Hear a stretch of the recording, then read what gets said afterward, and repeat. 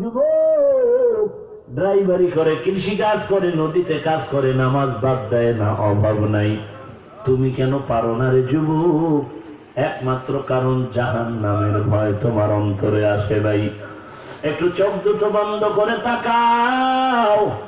একটা অন্যায় মা বাবার সাথে যদি বারবার করি, মা বাবায় তাড়ায় দেয়, আল্লাহ তাআলা বলেন, রে গোলাম, আমার দেওয়া পানি, আমার দেওয়া মাছ, আমার দেওয়া সূর্যের আলো, আমার সব নেয়ামত ভোগ করিয়া যেই বান্দাগুলো আমি আল্লাহর বিরোধিতা করে, আমি আল্লাহ একবারও রাগ করিয়া পানি বন্ধ করি নাই, বাতাস বন্ধ করি নাই, সূর্যের আলো বন্ধ করি নাই।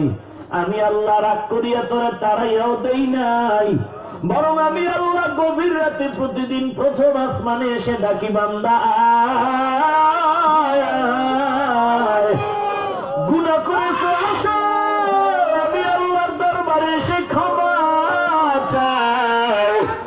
অতি গভীর হয় রজনী যখন, নীরবে প্রভুর নাম জপিও তখন, প্রভুর করুণা যদি পাইবারে চাও, গভীর রাতে উঠে প্রভুর গুণগান গাও। এরে নবীর উম্মতের দল, এই বান্দাগুলো যারা আমার মাওলার বড় আশিক, দুনিয়াতে সব পাগল সবাই আশিক, কেউ টাকার পাগল টাকা টাকা করে চিল্লায়, যারা বাড়ির পাগল তারা বাড়ি বাড়ি করে চিল্লায়, এই জমিনে যারা নারীর পাগল তারা নারী নারী করে চিৎকার দেয়, আর এই জমিনে যারা আল্লাহর পাগল এদের 24টা ঘন্টা চিন্তা আমার আল্লাহ, এরা আমার আল্লাহর মহব্বতের পাগল। এরে নবীর উম্মতের দল, আল্লাহর কাছে ক্ষমা চাও, নিজের গুনার দিকে তাকাও। এই ময়দানে আমার মতো গুনাহগার আর কেউ নাই।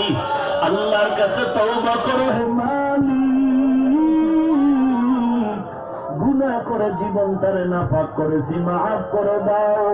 আর নামাজ ছাড়বো না, বেপরদা চলবো না, মা বাবাকে কষ্ট দিব না, উলামায়ে কেরামের বিরোধিতা করবো না।